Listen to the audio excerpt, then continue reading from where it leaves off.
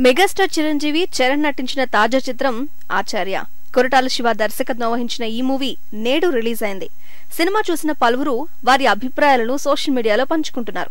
Cinema బావుందని కొందరు, average, బాగోలేదని మరికొందరు కామెంట్లు చేస్తున్నారు. రాజమౌళి వల్లే ఆచార్యకు ఇలాంటి ఫలితం వచ్చింది అని పలువురు ఆగ్రహం వ్యక్తం చేస్తున్నారు.